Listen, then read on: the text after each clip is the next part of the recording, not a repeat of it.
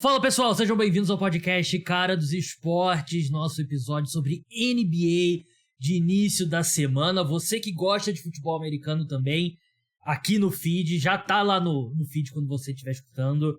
Ranking dos 32 quarterbacks titulares na NFL entrando na próxima temporada, que é o Super Bowl da minha off-season da NFL aqui no podcast Cara dos Esportes. Pra quem não sabe, eu cubro os dois esportes, a NFL e a NBA. A partir dos próximos episódios a gente vai fazer preview das divisões. E aí, logo a gente tá na temporada regular da NFL, não deixe de escutar. O assunto aqui vai ser NBA, né? E eu recebi aqui no programa novamente o Matheus, lá do Pisou na Linha. Descobri minutos antes da gente entrar no ar que é o Matheus Pisou na Linha e do Jumper, escrevendo para o Jumper também. Matheus, seja bem-vindo mais uma vez ao podcast Cara dos Esportes.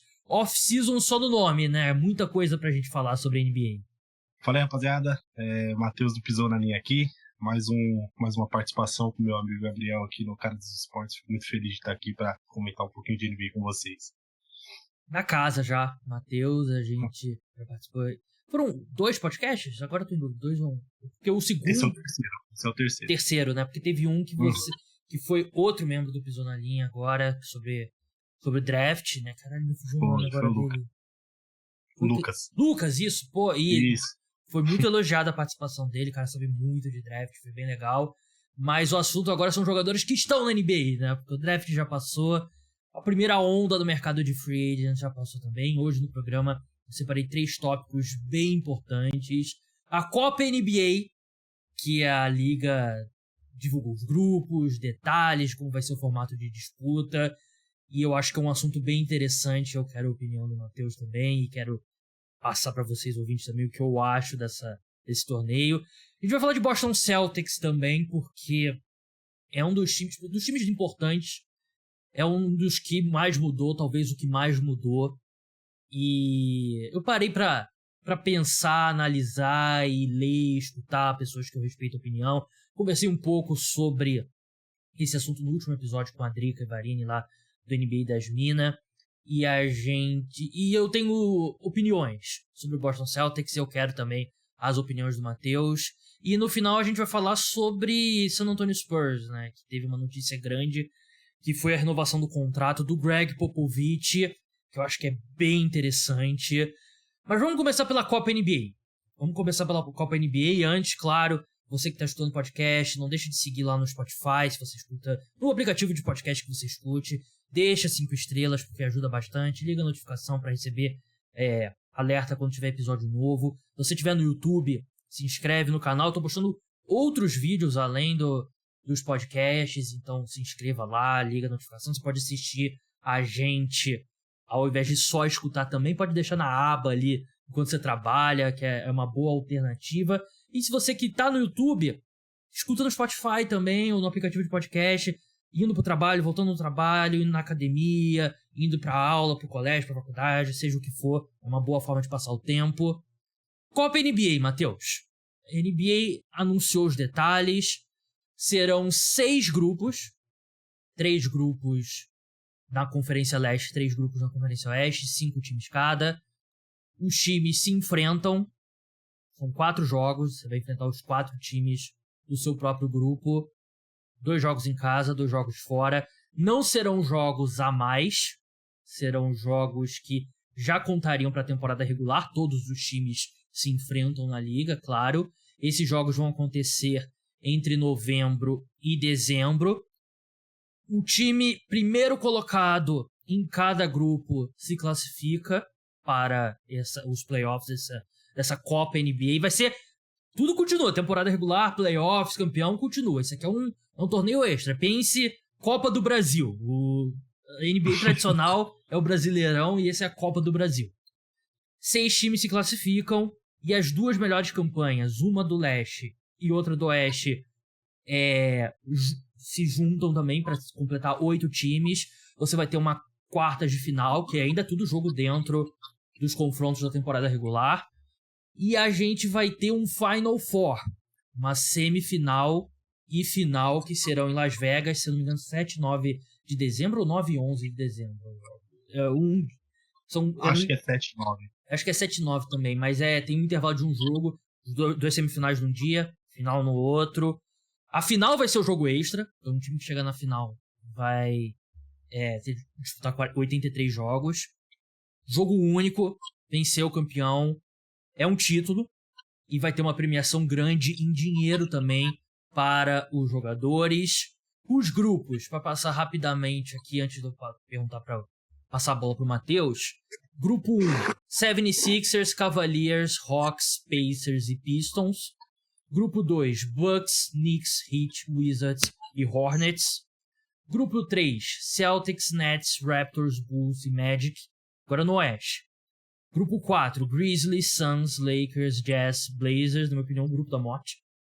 Grupo 5, aliás, foi sorteio, mas levando em consideração as campanhas e tal, então não foi bem aleatório, né? Grupo 5, Nuggets, Clippers, Pelicans, Mavericks e Rockets. Grupo 6, mudo de ideia, esse é o grupo da morte. Kings, Warriors, Timberwolves, Thunder e Spurs. Esses são os grupos. Matheus, pergunta simples e direta. Por que a gente se importaria com esse torneio? Porque eu acho que a pergunta que acho que muita gente vai fazer, vai funcionar? Não vai funcionar? E eu acho que vai funcionar se a gente vai se importar. Você acha que vai dar certo? Você acha que as pessoas vão se importar? Você acha que os jogadores vão se importar? Eu acho que é entretenimento, sabe? É uma maneira, mais um movimento do Adam Silver nesse aspecto de trazer mais valor para a temporada regular, sabe? Então, houve o play-in no primeiro momento, houve o aumento do play-in, né, antes era só 2 equipes, né, na primeira temporada foram 2 times, agora são 4 sempre fixos por temporada. Houve também falhou o ponto. A expansão do play-in, né, que passou para 4 times, né? Não é nem o play-in, agora teve nessa temporada. Aquela semana da rivalidade. Sim. Jogos, né, Então, assim, são maneiras de tentar. Porque eu acho que o grande problema da NBA nos Estados Unidos é o tamanho da temporada regular, em termos de grana, em termos de audiência. A NFL, por exemplo, que você cobre brilhantemente, ela tem muito mais audiência lá. Muito, na minha opinião, pelo valor dos jogos, né? Não é só. Acho que são 15 jogos da temporada regular. 17. Então, assim, se você vacilar ali 3, 4 semanas, você for um time de meio de tabela, você já se complica. E a NBA não, a NBA te permite essa maior janela. Então você tem 82 longos jogos. E isso gera muitos jogos assim que não tem grande valor, que não tem grande audiência. Então eu acho que eu cobri tanto no Pisou na Linha, tanto no Jumper, e eu senti que é baseado em vários modelos de sucesso em outros esportes. Se você pegar a base, a Copa, sempre, o Adam Silver sempre falou que a base era uma Copa Europeia, tipo, de futebol, né? Então, como você deu o exemplo da Copa do Brasil, né? Uma FA Cup, uma Copa do Rei e afins, em meio ao campeonato nacional. Eu achei que o formato de Final Four em Las Vegas, óbvio, também tem a grana, Vegas e afins, a NBA tem sinalizado muito em relação a Vegas nos últimos anos. Summer League tá acontecendo lá agora, inclusive. Sim. Mas é também um formato meio NCAA, de ter jogo único, basquete. Para quem não sabe, os jogos finais do NCAA, eles às vezes têm mais audiência do que as finais da NBA. Sim. Muito por esse fator de ter um jogo único. Não, uma noite decide tudo, então uma noite ruim já te complica. E aí tem esse formato também do mata-mata que é da NFL, né, enquanto todas as outras grandes ligas americanas são em formato série, como a NBA de 7 jogos, você tem a NFL como a única que tem esse jogo único nos playoffs. Então isso né, eu vejo que ele baseou a questão em várias outras ligas e vários outros cases de sucesso ao redor também de outros esportes. Se vai dar certo, acho que vai, porque todo mundo falava isso no play-in também, que por que o play-in o 10º colocado vai poder tirar o 7º? E fez muito sucesso. Acho que você traz mais importância para uma época onde a temporada regular fica muito parada. Sim. Que é ali entre novembro até o começo de dezembro, né? Porque aí passa dezembro, você já adaptou, tem os jogos de Natal, janeiro já pega um pouquinho mais, All-Star Game, você já emenda tudo, né? Acaba a temporada regular da NFL também, né? Isso, então acho que assim, eu tô muito curioso para ver quem vai passar a primeira vergonha alheia de comemorar brilhantemente o título Copa da NBA. Mas eu acho que traz mais entretenimento para os jogos. Eu acho que esse é o grande ponto do Adam Silver como comissário da NBA, né? Sim. Angariar mais grana. E não aumentando decisivamente o número de jogos como ele conseguiu fazer, que acho que o único jogo a mais que uma equipe vai ter vão ser os 2 finalistas, né? Uhum. Que vai ser o único jogo que não vai valer para a temporada regular, até as semifinais, quartas de finais vão ser coisas que vão valer. Então acho que não altera tanto. O problema todo aí é o número de jogos, mas aí a gente já vai pra uma outra história, né? Que 82 é muita coisa. Eu acredito que é o primeiro passo. Eu acho que é um passo positivo, mas não resolve o problema. Porque eu não acho que vai aumentar o interesse nos jogos da fase de grupos, entre aspas, né? Eu sinceramente não acredito que vai tornar essas partidas tão mais atrativas. Os playoffs, né? Essas quartas de final aí, semifinal e final, eu acredito que vão chamar mais atenção, mas dependendo do interesse dos próprios jogadores, de quão intensos serão essas partidas. E nesse ponto, eu acho que a gente vai acabar vendo muitos duelos mais interessantes entre os times mais jovens. Um time que não, por exemplo, um time como Golden State Warriors ou Los Angeles Lakers são mais experientes. Eu, sinceramente, eu não acho que eles vão botar o pé no acelerador. Eles vão tratar como um jogo normal. A gente vai ver, tipo, o LeBron jogando 42 minutos porque é quartas de final da Copa NBA. Mas um time tipo Cleveland Cavaliers, né? Um time tipo Memphis Grizzlies, um time tipo, sei lá, New Orleans Pelicans, acho que vai ter uma energia maior, né? E esse é uma clara tentativa, como você falou, né? Eu acho que o Adam Silva deve olhar para a lista de audiência, saiu a do ano passado, né? E das 20 maiores audiências nos Estados Unidos, tipo 50 maiores audiências nos Estados Unidos são, sei lá, 38 jogos da NFL, uma das Olimpíadas, um debate para presidente e 2 jogos do torneio da NCAA, né, que é o basquete universitário, e nada da NBA. Como que pode o melhor basquete do mundo não ter um jogo nessa lista, né? Então ele é uma tentativa de acrescentar alguma importância aos jogos, né? E eu, sinceramente, eu não acho que entre novembro e dezembro é um período muito difícil para a NBA, porque não só tem a NFL, mas tem o futebol americano universitário também, que é absurdamente popular nos Estados Unidos, muitas regiões dos Estados Unidos. NFL é o mais popular e o futebol americano universitário é o segundo mais popular. E tem lugares que o futebol americano universitário é mais popular que a NFL. Então eu não acho que que vai ter uma mudança significativa ali. Agora, nas semifinais, no Final Four e na final, eu acho que vai ser interessante. Vai depender dos times que vão chegar. E eu acho que tem essa questão de ter uma sede, né? Las Vegas. E tenho certeza que vai ter aquela questão ali, quem que vai sediar? Como é o Final Four do basquete universitário, né? Cada ano as semifinais e a final são num lugar diferente. Então vai ter essa questão também ali, esse ano vai ser em Seattle, né? E vai ter sempre aquela coisa, será que eles estão plantando ali as sementes para trazer um time e tal? Nesse ponto eu acho interessante, ponto de negócios. O meu medo, Matheus, primeiro jogo desse torneio, um cara vira o tornozelo, tem uma distensão num ligamento e vai ficar 2 meses fora.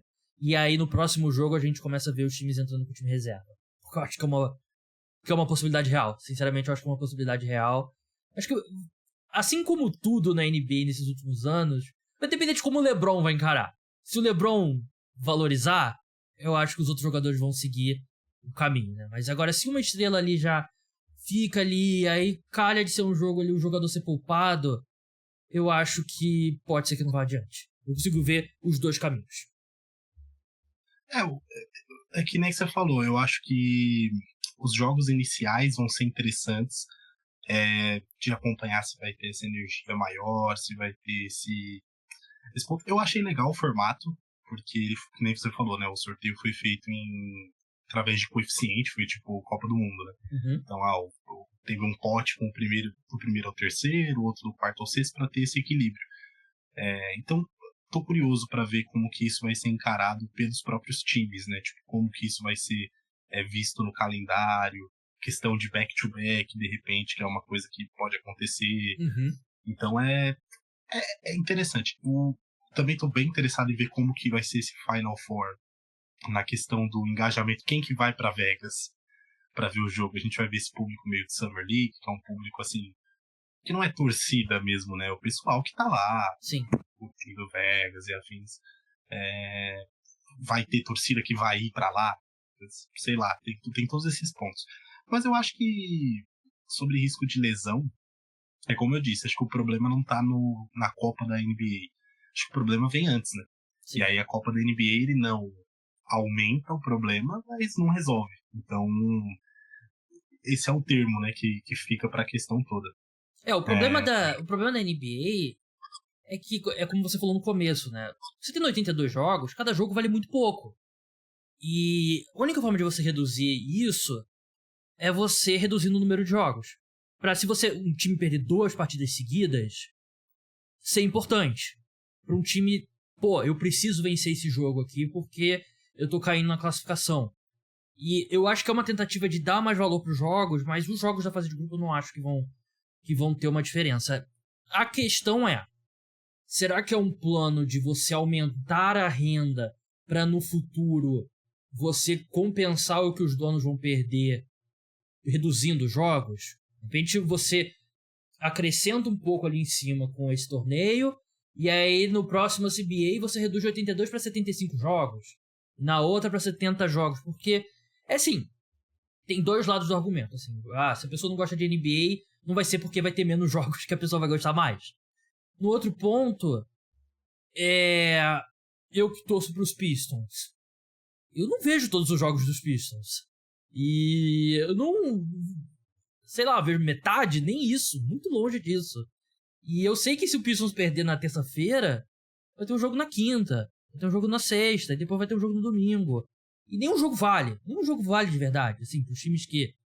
Pra nenhum time, né? Porque até os melhores times vale mesmo quando chegar nos playoffs. Então é uma tentativa. Eu acho que é um passo na direção certa, mas eu acho que fica muito longe de resolver o problema. O que você falou a temporada regular, na verdade, ela pega pra quem tá ali no play-in, né? Então, tipo assim, o pessoal que tá no bloco médio, que é o mesmo ponto que você citou também da questão pra um Cleveland Cavaliers, que é o meu time, inclusive, pra um New Orleans Pelicans, Memphis Grizzlies, tipo, às vezes você vai ter esse valor maior pro time que tá ali brigando pra ser o 8º colocado, pra ter um mando de quadra no play-in. Então, não necessariamente, tipo, porque é aquele ponto. O time que tá perdendo, como é o caso de Detroit, usando o exemplo, ele vai, em algum momento, ele vai começar a tancar, ele vai começar a ir pra trás das escolhas de draft, então já é um time competitivo a menos. O time que é favorito, que ganha 40 jogos em fevereiro, ele já também não liga mais para a temporada regular em março, abril. Ele vai poupar para os playoffs. Então, tem todos esses aspectos. Como você falou, acho que não resolve o problema. E esse contraponto da NBA de diminuir os jogos, essa questão que você citou também. Como é que você diminui os jogos se a liga está fazendo uma Copa, uma segunda competição, que é inovação nas ligas americanas, acho que só tem na MLS, né, que deve ter a Copa também, mas a MLS também já funciona num formato diferente do futebol, não tem rebaixamento, mas é um formato inovador para as 4 grandes ligas americanas, né, e por dinheiro. E como é que você vai fazer um movimento por dinheiro e depois recuar o número de jogos? Então tem aquela coisa. Eu acho que muitas vezes nem os jogadores vão querer que diminua esse número de jogos, porque é aquela coisa, tipo, é uma coisa histórica na NBA. Então, por exemplo, se você tem 70 jogos hoje, 65, o LeBron James nunca teria se tornado o maior pontuador da história do basquete, por exemplo. Os recordes ficam muito inacessíveis. Então, acho que tem uma questão de tudo. Grana, jogadores, donos. E todo mundo lamenta no final que o Kawhi Leonard vai ficar fora dos playoffs, mas ninguém nunca faz nada para resolver. Então, eu acho que nem é um movimento para sinalizar que vai ter diminuição de jogos. Eu acho que é uma coisa muito enraizada que nunca vai mudar no NBA. E aí não se prós e contras. É o que eu gostaria de ver. Eu não necessariamente acho que vai acontecer, né? Porque é muito difícil, porque com uma mudança dessa você teria que chegar a um acordo com o sindicato dos jogadores, né? E você os jogadores que estão no sindicato dos jogadores, os que estão hoje, daqui a 10 anos a maioria não vai estar. Né? A maioria dos jogadores tem uma reformulação muito grande. Digo os jogadores na liga, né? De 10 em 10 anos, a porcentagem de jogadores que estavam 10 anos atrás é muito pequena. E você fala assim, vocês vão aceitar menos dinheiro aqui agora para a próxima geração, de repente ter uma liga que gera mais audiência. Os caras não vão querer, ninguém quer perder dinheiro a curto prazo que seria necessário para resolver esse problema que a gente está falando, né? Mas, enfim, a gente vai ver, espero que dê certo. Eu só acho curioso como todo mundo fala, né? Nos esportes dos Estados Unidos tem que copiar e tal, não sei o quê. E agora eles estão copiando futebol, né? Estão copiando interessante. A Copa, né? E reclamam. E eu já vi muitos jornalistas dos Estados Unidos falando assim, sabe o que resolveria essa questão do tank? Rebaixamento e tal, não sei o quê. Então. Eu adoraria promover as franquias da D-League pra NBA. D-League Ignite vai entrar no lugar do Detroit Pistons na próxima temporada. Eles vão ser melhores ano que vem, né? Eles estão com um monte de commit bom, né? Vários garotos bons que vão pra lá. Enfim, vamos falar do Boston Celtics agora. Que, como eu falei, né? A gente gravou o último episódio, eu e a Drica Garini. Foi minutos depois da troca do Grant Williams. Eu não tive muito tempo de digerir. E eu agrupei aqui os movimentos dos Celtics, assim, as mudanças no time. Tudo que os Celtics mandaram e tudo que os Celtics receberam, para avaliar se o time melhorou ou piorou, ou tá no mesmo nível. Porque é um time que acho que todo mundo saiu dos playoffs, né, da forma como eles perderam a final pro Miami Heat, né, como sofreram contra a Philadelphia 76ers, como sofreram contra o Atlanta Hawks. Todo mundo estava meio que de acordo que precisava dar uma sacudida, né, no elenco do Boston Celtics. Né. O Joe Mazzulla ficou. Eles reforçaram bastante a comissão técnica, trouxeram vários assistentes experientes, caras que já foram head coaches. Então, eu acho que a comissão técnica, eu entendo manter o Joe Mazzulla. Ele foi colocado numa situação horrível na última temporada. Eu acho que faz sentido manter. Eu teria demitido? Teria demitido. Mas eu acho que faz sentido o que eles fizeram. Agrupando todas as movimentações do Celtics, saíram da equipe o Marcus Smart, o Danilo Gallinari, que não jogou na última temporada, o Mike Muscala, que foi adquirido durante a última temporada e pouco jogou. E eles mandaram uma escolha de segunda rodada. Chegaram no Celtics entre as duas trocas. E mercado de free. Mercado de free não, desculpa, só as trocas. Chegaram Kristaps Porzingis. Eles receberam 2 escolhas de primeira rodada. Um pick swap de segunda rodada, que eu confesso que é a primeira vez que eu vejo. Não lembro se teve algum outro pick swap de segunda rodada. Se eu vi, me passou despercebido. E 2 escolhas de segunda rodada. Eles assinaram com o Shea Brissett, né, no mercado de free agents, e agora não lembro outras contratações, e se teve não é um cara tão relevante assim, mas acho que o fato de a gente já estar falando de o Shea Brissett não inspira muita confiança. Então é isso. Basicamente, os Celtics perdem o Marcus Smart na rotação, perdem o Grant Williams na rotação, não falei, né? O Grant Williams saiu também na troca pro Dallas Mavericks. Perdem o Grant Williams e substituem pelo Kristaps Porzingis. Matheus, hoje, você acha que o Boston Celtics está mais perto do título, mais longe do título, ou não mudou a distância? Eu acho que não mudou a distância. Eu até citei isso numa análise que eu fiz da Free Agency e das trocas, né? Quase todos os movimentos desse ano não foram movimentos unânimes. Então você tem muita coisa que tem um ladinho ali que parece legal.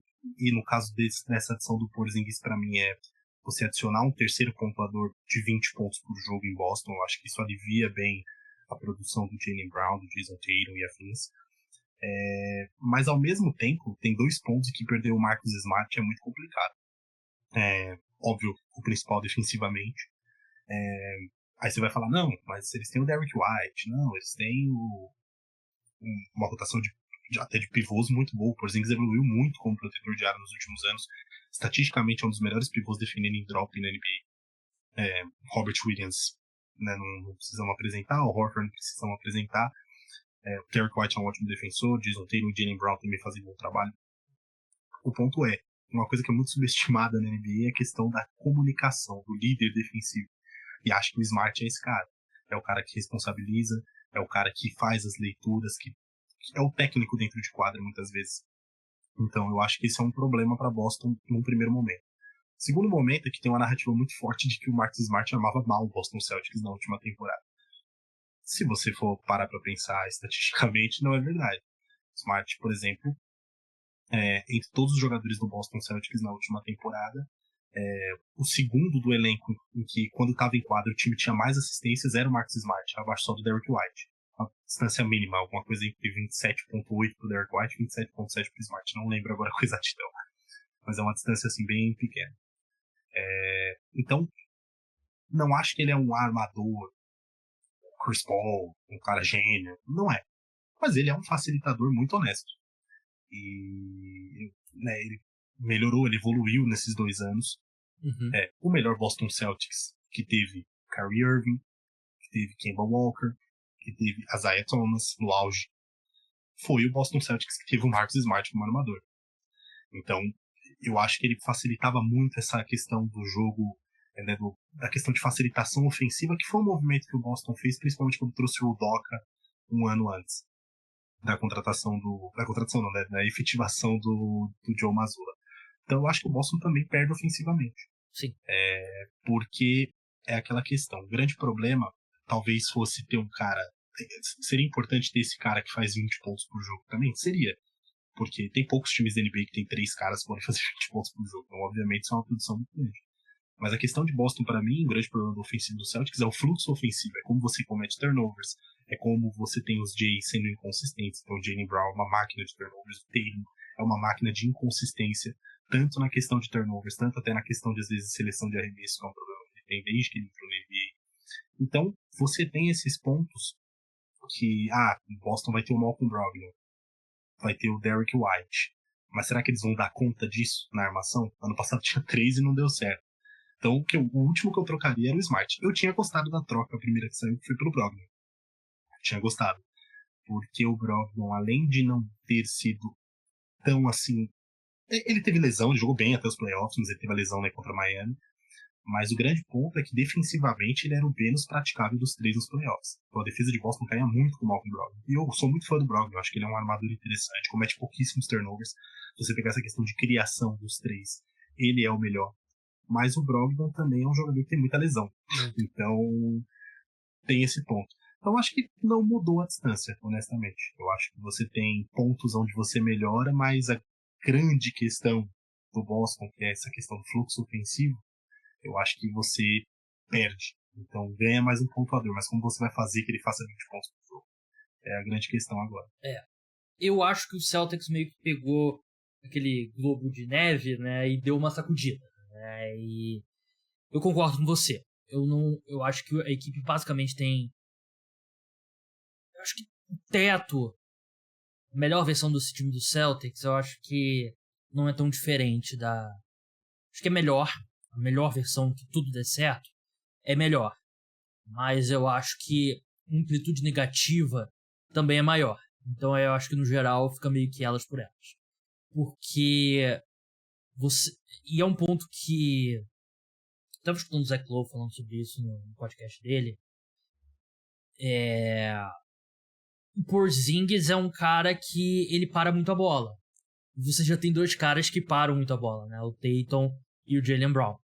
E eu concordo plenamente com você, né? O Marcus Smart era o melhor facilitador da equipe. E era um negócio que eu falava na última temporada, né? Na penúltima agora, né? E nos playoffs. Que quando o Celtics não tinha o Marcus Smart, a sensação é que eles sentiam mais falta dele até ofensivamente do que defensivamente. O que é um absurdo pra dizer de um jogador que é o defensor do ano. Mas ele não teria sido meu voto para defensor do ano. E eu achava que o Robert Williams era o defensor mais importante da equipe. Só que agora, eu acho que o ponto dessa troca é meio que a adição por subtração. Que é você forçar o Tatum e o Brown a terem um papel mais ativo como líderes do elenco. Porque eu acho que a personalidade do Smart, combinada com as personalidades do Tatum e do Brown, o Smart sempre era a voz do elenco. E o que a gente via no passado era o Smart e o Horford eram os líderes, né?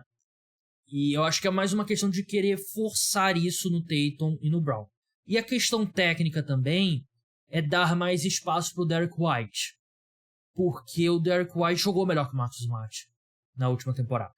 O Marcus Smart tem uma capacidade de defender caras maiores do que ele. O Derek White ele não tem, ele é menor, mais fraco, mais leve que o Marcus Smart. Ele não vai marcar um cara da posição 3, que o Marcus Smart faz, mas ele marca muito bem guards na posição 2. E ofensivamente eu acho que tem mais no jogo dele. Então é meio que você tira o Marcus Smart da equação e você espera que o Derek White vai crescer. E eu acho que é uma aposta razoável. Eu acho que nenhuma dessas movimentações aqui é indefensável. Como você falou, né? Questões e tal, mas eu acho que nenhuma é indefensável. A questão é, um time que já parava muito a bola, perdeu o seu líder de assistências e botou mais um jogador que para muito a bola também. Um time que vai ter que contar com a saúde do Robert Williams, um cara que não consegue ficar em quadra. O Porzingis, que ano passado foi um ano totalmente fora da curva em termos de saúde dele, que ele também é um cara com histórico de lesões grande. E o Brogdon, que também tem um histórico de lesões enorme. Se você perde 2 desses 3 caras por lesão, e você tem o Al Horford aí, que acho que 39 anos, que também a história te diz que ele vai começar a se machucar mais, acho que os Celtics não estão equipados para perder 2 desses caras, né? Então eu acho que você tem um elenco mais raso do que no ano passado, principalmente na posição de ala. Porque eu acho que Derek White, Brogdon, Peyton Pritchard, considerando que o Jaylen Brown joga também na posição 2, eu acho que é uma boa rotação, uma boa profundidade. Agora, posição de ala você tem o Tatum, Brown e o que? O Senhauser. O Shea Brissett vai jogar 15 minutos. Eu acho que o Grant Williams... Eu entendo. A troca do Grant Williams é um cara que você iria perder, né? Como free agent restrito. Você recebe algo de volta. Mas eu acho que os Celtics estão acumulando escolhas de segunda rodada e tal. Se eu fosse eles, eu preferia ter o Red Bullock, que foi pra San Antonio Spurs naquela troca de 3 times. Porque eu acho que a equipe tá com a ala extremamente rasa, né? Basicamente, você tem o Jaylen Brown, Jason Tatum, que você confia só. Esse ponto eu acho que a equipe piorou consideravelmente. Tem matchups que não dá pra você ter o tempo todo em quadra 2 de Robert Williams ou Horford por Porzingis, times que jogam menor. E nesse ponto eu fico preocupado se eu sou torcedor do Celtics. Essa variação, né? Essa variação que era muito interessante na última temporada. A gente lembra da série contra Filadélfia, que eles foram jogando com 2 guards, né? Com Marcus Smart e Derek White sempre, Brown, Tatum e Horford. Uhum. E eles se complicaram, eles foram perdendo. Não lembro se foi o contrário, pode ter sido o contrário, alguém vai me xingar. Mas... no final o Robert Williams volta a ser titular, né, naquela série. Isso, é isso mesmo. Então eu falei certo. Aí sai o Derek White e o Robert Williams e a defesa, né, o 76ers, não consegue jogar nos últimos 2 jogos e perde a série. Uhum. Então eles tinham essa variedade. Eu acho que essa rotação de alas, propriamente, ela seria mais profunda no passado com o Gallinari, né? E ela tinha Grant Williams, né, que foi acho que é uma perda interessante, mas eu já esperava, né? Era uma perda esperada porque tinha gente que queria pagar mais, era um nome assediado no mercado. Você não tem como pagar Porzingis, Grant Williams e o Jaylen Brown, contrato novo, o Tatum, não tem como. Então, assim, além do assédio do mercado, tem essa questão financeira. Só que eu acho que eles poderiam ter acabado, como você falou, com o Red Bullock. Eu acho que ele, nos melhores dias em Dallas, até no New York Knicks, um ano antes, ele foi um jogador consistente de bola de 3 de defesa. Uhum. Que eu acho que é uma coisa que, por exemplo, o Sennhauser é um atirador nato. Realmente é um chutador elite. Mas defensivamente, né, você já tem aquele tanto que ele saiu da rotação dos playoffs. Muita gente queria que o Sennhauser entrasse na série contra Miami, quando o Boston saiu perdendo 3-0, porque ninguém tava matando bola e, estão tomando 3-0, bota o Sennhauser pra tentar alguma coisa. Só que aí você tira todo o ritmo de um cara que chutou para mais de 40% na temporada regular. Então, eu acho que essa profundidade de alas, ela sempre acabou sendo baixa, mas você tinha essa variedade, né, de você ter 3 guards muito bons, de você poder jogar com 2 pivôs, às vezes, ou às vezes não, até por esse problema de lesão do Robert Williams. Então, acho que você perde variedade, perde profundidade, é um all-in. E eu acho interessante pensar no que Boston vai fazer se isso der errado. Porque o Jaylen Brown ainda não é uma coisa oficial, mas tudo indica que renova, né? E vai estender o contrato máximo. Porzingis já estendeu, não, se eu não me engano, por mais 2 anos, se não me engano, 3. E o Jason Tatum tem um contrato longo. O que você vai fazer se der errado? Você vai ter que ir com essa base, num momento de pouquíssima flexibilidade salarial, com a questão do novo acordo de trabalho, que a gente viu várias trocas assim meio bizarras de você pensar nessa free agents, tipo John Collins, que ok, não fez uma grande temporada no Atlanta, mas o John Collins, que foi especulado 15 anos para ser trocado no mercado, trocado pelo Rudy Gay, escolha de segunda rodada. Isso mostra o valor dos salários ruins hoje na NBA. Então, você não ter flexibilidade pode te matar a longo prazo. Pode acabar com a sua janela de título muito mais rápido agora. Então, é interessante. É uma temporada que isso precisa dar certo. E é uma aposta, como você disse. Essa questão do Jaylen Brown, não sei, me deixa uma pulga atrás na orelha. Por que ele não renovou ainda, né? Porque a gente já viu alguns Max sendo assinados, né? E era aquele jogador sendo contrato de calouro, né? Então um pouco diferente, né? Viu o LaMelo, o Tyrese Haliburton e o Desmond Bane, né? E o Anthony Edwards. Anthony Edwards também, 4 jogadores. Por que esse contrato não saiu ainda? Isso é importante por quê?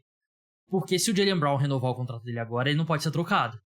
Ele só pode ser trocado, acho que na janela de trocas, ou acho que só ano que vem, algo do tipo. Acho que você tem 6 meses ali depois da renovação, que é o tempo. Tem uma limitação. Por que ele não renovou ainda? Porque eu falo isso porque muita gente está especulando. O Celtics acumulou escolhas nessas trocas, né? Eles conseguiram uma escolha de primeira rodada extra, algumas escolhas de segunda rodada, e o pessoal já olha pro nome óbvio, né? Que tá disponível no mercado, Damian Lillard. Seria algo do tipo Jaylen Brown, todas as escolhas que eles têm, com o Jaylen Brown provavelmente indo para um terceiro time, mais escolhas indo para o Portland Trail Blazers. Eu, sinceramente, não acho que vai acontecer, porque a gente tem visto na NBA, os jogadores, quando eles querem ir para um time, eles vão para um time e eles conseguem a vontade deles. Então eu acho que o Damian Lillard vai acabar mesmo no Miami Heat. Mas, assim, o Damian Lillard foi um exemplo. Você acha que ainda tem uma movimentação vindo, que essa reformulação do elenco do Boston Celtics não acabou ainda? Eu acho que não, honestamente. Porque, assim, se o Damian Lillard estivesse disponível para ir a Boston, até poderia rolar. Só que, assim, beleza, saiu a notícia de que os Celtics eram dos interessados, mas o próprio Damian Lillard, acho que um pouco antes dele solicitar a troca, até um pouco antes do draft, ele deu uma entrevista falando que os 2 destinos que ele gostaria, Miami e Brooklyn, no primeiro momento, né? E ele pede troca e é isso, é Heat, é Nets, teve aquela história lá ele tem muito respeito pelo San Antonio Spurs, mas acho que não tá no momento, né, pro Spurs. Então,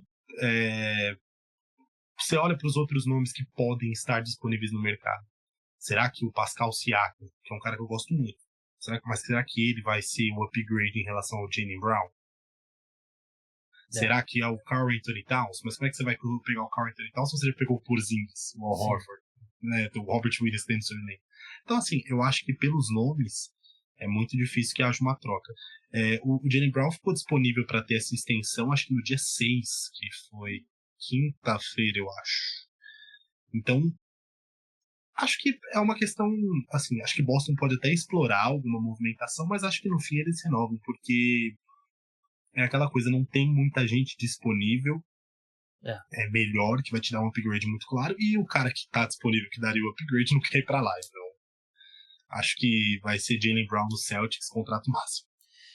Também acho, mas eu só acho interessante, porque, tudo bem, tem essa questão da data, né, mas tem aquela coisa, Jaylen Brown e Boston Celtics chegaram a um acordo, e aí chega o dia mesmo, tipo, 3, 4 dias antes, aí no dia que pode, o Boston Celtics tweetar, chegamos a um acordo com a extensão com o Jaylen Brown. Eu acho que é um pouco estranho, né? Tipo o Draymond Green na Free Agency, né, que saiu a notícia e a primeira coisa que saiu da agência livre foi que o Draymond Green foi pro renovou com o Warriors. Exatamente, né? E tem a questão que o Jaylen Brown teria ficado muito chateado com ele ter sido envolvido, o nome dele envolvido em trocas do Kevin Durant, que o Celtics nunca desmentiu, e agora que acontece de novo, o nome dele tá envolvido em troca novamente. Então eu acho que o Jaylen Brown, mesmo que ele renove, eu não acho que é um cara que vai ficar feliz a longo prazo no Celtics, pra ser bem sincero, porque ele parece muito... Porque o playbook hoje em dia você renova o contrato, depois você se preocupa. Se você quiser sair, você pede pra ser trocado, né? Teve até um videozinho que eu achei engraçado no Instagram, né? Que o cara tá assinando um contrato assim, aí ele cochicha pro agente, aí o agente fala, meu jogador quer ser trocado. E, tipo, literalmente acabou de assinar. E é o que tá acontecendo. E você tem vários exemplos recentes, né? Você pega, por exemplo, Rudy Gobert em Utah. Foi isso, foi 1 ano, uma extensão máxima, que foi muito questionado, porque você vai pagar não sei quantos milhões no Gobert.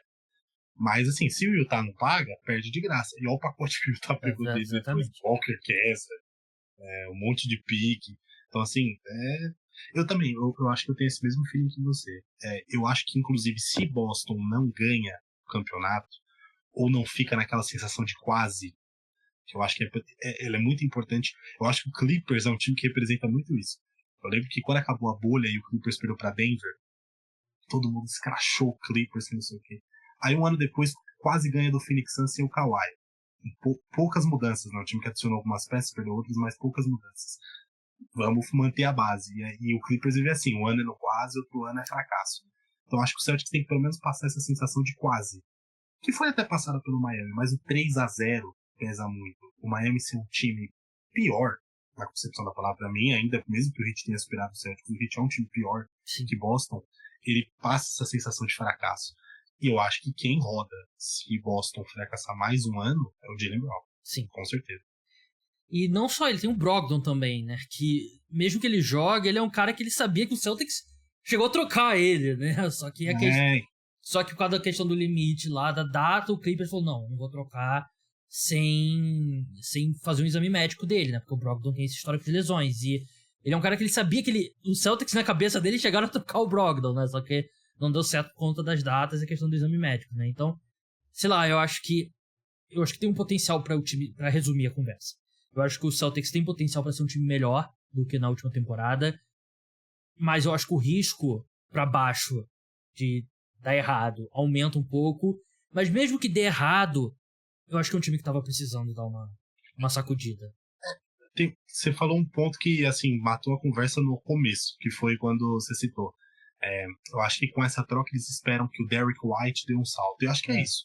Só que isso é do Derrick White, isso é do Jason Tatum, isso é do Jaylen Brown, porque agora o volume ofensivo, eu acho, do Boston, que já era muito alto, desses caras com o Smart, aumenta ainda mais. Né? Até porque o Derrick White, se você parar pra pensar na carreira dele, nunca foi um armador da posição 1. Ele jogava com o DeJounte Murray no Spurs, né? E até era muito criticado quando chegou a Boston. Então, né, eu acho que é isso, é um ponto vamos trazer o Porzingis, é o pontuador, e essa rapaziada que tá aqui, que vai ficar, tem que dar o salto, tem que ficar saudável, é a aposta. E o Tatum tem que evoluir como playmaker também, né? Ele evoluiu muito ao longo da carreira, mas agora ele tem seu playmaker secundário, porque, assim, não vai ser o Jaylen Brown que não consegue quicar a bola com a mão esquerda, né? Tem que ser o Tatum, né? Enfim, vamos falar de San Antonio Spurs agora. O Greg Popovich renovou o contrato, 5 anos, 80 milhões de dólares. Ele que tava num modo meio que, vamos ver ano após ano e tal, não sei o quê. E agora renova por 5 anos. É um cara ele que é o inimigo do INSS. Exatamente. Ou amigo, né? Porque não se aposenta, né? Não recebe aposentadoria, né? Mas... tem 74 anos agora. Vai ter 79 quando esse contrato acabar. Mas é muito claro como ele foi rejuvenescido pela chegada do Wembanyama. Acho que qualquer um seria. E depois do primeiro jogo ruim do Wembanyama, ele jogou bem nesse domingo, né? Até o último momento que eu vi, ele tava jogando bem, né? Então, calma. Não é Bush, não tá confirmado que ele é Bush. Mas, assim... o que você acha dessa renovação, Matheus? Porque é um cara muito já tá mais velho, né? 74 anos, né? Pra treinador é uma idade bem velha, bem avançada. Mais 5 anos no futuro. A minha sensação, não sei se você concorda, é que ele não vai ver esse contrato todo como treinador, porque ele já é o GM também da equipe de fato. Então eu acho que pode rolar uma coisa ali que nos próximos anos ele vai escolher um sucessor e passar um cargo de chefia, como um Pat Riley no Miami Heat. Seria o meu palpite, porque Greg Popovich com 79 anos, sendo head coach ainda na NBA, eu acho muito improvável. É aquela coisa. Eu acho que até ele é um... Eu assim, honestamente, sou muito fã do Popovich. E ele é um cara que é, assim, muita gente falou que ele tava ultrapassado. Sim. Enfim, é complicado, é uma era diferente do que o Popovich pensa como basquete. Era ultrapassado ou os times ruins mesmo dos Spurs nos últimos anos, né? Então, é porque era muito acusado de ser ultrapassado naquela época que tava com o DeMar DeRozan, né? Com um time assim que não tava nem lá nem cá, né? Então, mas você pega o que o Spurs... Eu gosto muito de assistir time ruim durante a temporada regular, porque o time bom se deixa pra ver nos playoffs, que é quando ele vai... Pô, o Spurs era um time dos piores times da NBA. A gente pega assim, por exemplo, você compara o Rockets com o Spurs ano passado. O Rockets era um time muito mais talentoso. Você tinha o Jalen Green, o Jabari Smith, você tinha nomes interessantes ali, mas que eram um catado, né, na mão do Stephen Silas. E o Spurs, assim, com meia dúzia de pedreiros, era um time bem treinado. Você via que era um time assim que, trabalhava. O Devin Vassell evoluiu muito mais do que a gente imaginava. O Keldon Johnson. Os Spurs eram um time legal de ver jogar. Qual que era a questão? Você viu o sistema acontecendo, o que o Popovich imagina como jogo, um ataque fluido, uma coisa. Às vezes a bola não caía porque a rapaziada não tinha essa qualidade. Mas então, eu ainda acho que ele é um muito bom técnico. E acho que é isso. Acho que ele pegou essa questão do Wembanyama. Eu acho que ele só ficaria, inclusive, por mais um ano, assim, por questão de saco mesmo. Por conta dele. Ele deu uma entrevista, né, perto do final da última temporada, e falando que, assim, não era o dinheiro mais que o segurava, que era a questão de desenvolver os jovens, ver que os jovens estavam aprendendo, jogadores desacreditados, né, que foi a base onde ele construiu o Spurs, né. Teve, beleza, o Tim Duncan, o David Robinson, mas pega o Tony Parker, o Ginobili. São caras que não chegaram com hype na NBA e o que viraram, né, eram lendas do jogo. Então, eu acho que é muito isso. Acho que essa questão do desenvolvimento inicial do Wembanyama é legal de falar também da questão do salário, porque apesar da gente ter feito esse discurso maravilhoso sobre não apoiar a grana, é muito dinheiro. Ele ganhou 80 milhões, né, nos próximos 5 anos. O Monty Williams, né, que a gente estava falando, que assinou com o seu Detroit, né, 78 milhões e meio, né. Então a gente falou, oh meu Deus, que absurdo. E não é coincidência esse valor do Popovich, né? Oi? Não é coincidência esse valor do Popovich passar o Monty Williams. O Monty Williams se tornou o head coach mais bem pago da história da NBA. E agora o Greg Popovich passa aí. Acho que é um pagamento justo, até pela história dele na franquia, né? Por mais que seja meio louco de pensar, né, que o treinador tá lá dentro disso hoje em dia. Mas é isso, acho que você falou tudo. Acho que ele vai dividir esses cargos, né? Ele tem a opção de declinar o contrato, né, a um longo prazo e fazer essa questão que o Pat Riley fez de transferir para um cara mais jovem dentro da franquia. Acho que é isso. Acho que ele vai ser o tutor do Wembanyama nos 2, 3 primeiros anos. Acho que não é nenhuma questão só dessa temporada. Vai pegar os 2, 3 primeiros anos que o Spurs vai estar desenvolvendo, vai estar construindo a sua base para tentar chegar no mais alto nível, e aí quando ele vê que ele fez o trabalho dele, ele sai. Mas acho que ele também não completa os 5 anos. Ficaria muito surpreso também. Acho que ele vai... Assim, claro, Brad Stevens bem mais jovem, né? Mas foi o que o Brad Stevens fez, né? Ele encheu o saco de ser head coach do Celtics e se tornou o executivo da equipe, né? Tem outros casos, né, na história da NBA, né? Porque é um emprego muito difícil, né? Ser treinador de um time da NBA, né? Muita viagem, e ele não é nenhum garoto, como a gente falou. Então acho que a gente tá alinhado nessa. O Popovich eventualmente passa aí pra um cargo só de chefia e passa, de repente, quem sabe Beck Hammond, né? Que na WNBA, né, que foi assistente dele há muito tempo. Tim Duncan foi assistente dele, né? Imagina Tim Duncan treinando o Victor Wembanyama. E assim, o que não falta é ex-assistente do Popovich por aí, né, na liga, né? Vários treinadores que foram assistentes dele, né? Quem sabe um desses volta para o próprio Monty Williams. Ao contrário, que ele é muito comparado ao Bill Belichick na NFL, né? O Bill Belichick, a árvore de técnicos dele é meio que podre, assim, né? Não dá fruto. A do Popovich não, do Popovich dá muitos frutos. Então, vamos falar de Summer League, que tá rolando, o Gui Santos. A gente tá gravando antes do jogo do domingo, então não quero zicar, mas ele tá jogando muito bem até agora. O Iago estreou muito bem com a camisa do Chicago Bulls. Não jogou o último jogo da equipe, eu conversei com a agente dele. O Iago estava gripado, com muita dor na garganta, e os médicos dos Bulls acharam melhor poupar ele, que podia ser uma coisa também que poderia espalhar pro time, mas ele tá bem, vai jogar o próximo jogo, se não me engano, na terça-feira. O Márcio não estreou, né? Ele tem um jogo do Hawks agora, eu vou até olhar aqui, porque ele não jogou. Eu acho que tá acontecendo. Oi? Eu acho que tá acontecendo pra gente a esse gente loop temporal, né? A gente tá gravando 11h30 da noite. No primeiro jogo ele não jogou, né? Ele não entrou em quadra. Vamos ver se ele entrou aqui agora. Assim, como que a gente vai descobrir junto aqui, você ouvinte. Vamos ver, Atlanta Hawks. O Warriors tá rolando agora. Vamos ver aqui como é que tá o box score do Gui Santos. Aí que meu computador, vocês sabem, né? Quando eu tô gravando, para abrir uma aba do navegador aqui é uma dificuldade. Vamos ver o Warriors. Gui Santos, 4 pontos em 8 minutos. 1 roubo de bola. 1 de 4 de quadra. Ok, o jogo tá começando ainda agora no primeiro quarto. Tá fazendo uma Summer League fantástica. A Summer League lá de Sacramento e agora em Vegas tá jogando um absurdo. E o Márcio não... o Márcio não entrou no jogo ainda, tá no intervalo. Hawks e Nuggets. Rapidinho, pra gente encerrar então. Tem um false start ali, vamos... Última pergunta, Matheus. Gui Santos tem chance de ir pro elenco principal, porque ele tá jogando, sim, talvez o melhor jogador da Summer League até agora na NBA como um todo. Não é pachequismo, é ser realista. O Warriors precisa de um ala com arremesso e altura como ele. Será que a gente tem chance de ver o Gui Santos na NBA no time principal já na próxima temporada? Cara, eu acho que tem. Até pela questão de como os Warriors estão encontrando dificuldades no mercado. Assim, é aquela questão, né? A gente falou do acordo de trabalho, né? O Warriors está tendo muita dificuldade de assinar com agentes livres por contrato mínimo, né? Se eu não me engano, eles estão agora com 12 jogadores garantidos, né? Com a assinatura que teve do Dario Saric recentemente. Então, cara, eu acho que ele tem muita chance. Ele tem sido o melhor jogador da Summer League. E a gente tá falando de uma Summer League estrelada, com calores importantes jogando, né? Tipo o Wembanyama, né? Mas outros caras estão jogando muito bem. O Scott Henderson estreou muito bem, acabou perdendo no último jogo, né? E afins. Mas ele tem sido muito consistente, tem sido muito legal mesmo.